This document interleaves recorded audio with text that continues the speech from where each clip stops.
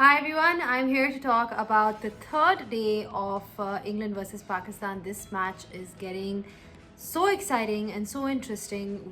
At this point of time, I can't predict who's going to win. With a lead of around 240 runs.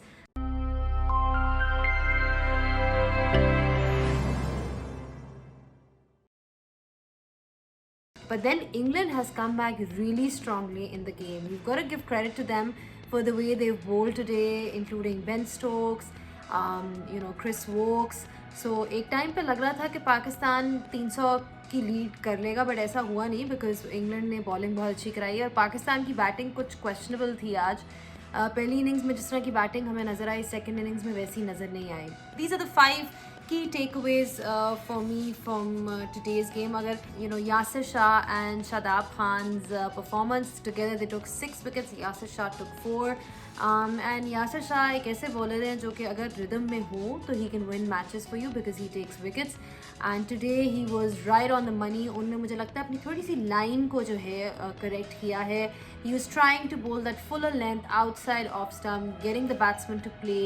And there were some balls that were turning and some that were not turning. Shadab Khan is playing as an all-rounder, so I feel like he took 2 wickets and I think उनका second innings में भी बहुत बड़ा अब role जो है हमें नजर आएगा. The second key takeaway for me from today's play was reverse swing. England के bowlers, they found reverse swing pretty quickly actually. After the 22nd or 23rd over, I saw that their ball was reversing. It was Chris Wokes and Ben Stokes को भी वो लाए for a couple of overs and he was able to get them, crucial breakthroughs. Pakistan is probably, at least at this point of time, I would say 30 runs short. Although you feel like almost saying कि नहीं, this should be enough. लेकिन just to put themselves in a comfortable position, I think they need at least 30 more runs. वो कहाँ से आएंगे अब ये एक बहुत मुश्किल सवाल है because the tailenders really have to bat out of their skins.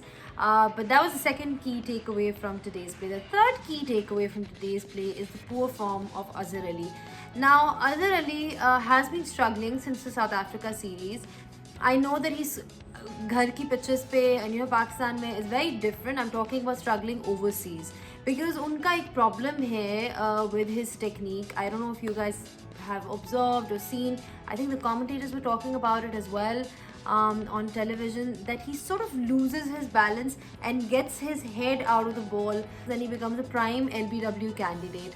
Kind of gets stuck in the crease. अगर आपकी feet movement जो है वो नहीं है और आपका सर थोड़ा सा यूँ गिर रहा है एंगल के ऊपर, तो यू विल जो इनकमिंग जो इन डिपर होती है उस पर फिर obviously you will be a suspect. So that's been a problem for him for a while now, but I feel like it's become worse only because of the fact कि अब time के साथ आपके रिफ्लेक्सेस भी थोड़े slow हो जाते हैं.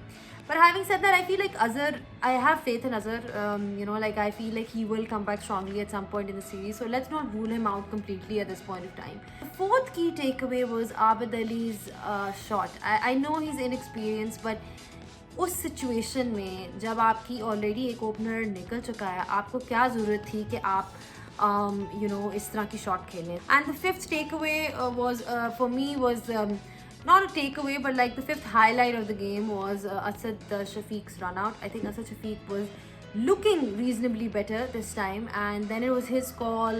So I feel like agar tomorrow if Pakistan loses this game, then the senior players really need to answer Asad Shafiq and Azhar Ali, because they are the ones who need to be scoring runs and bailing Pakistan out of situations.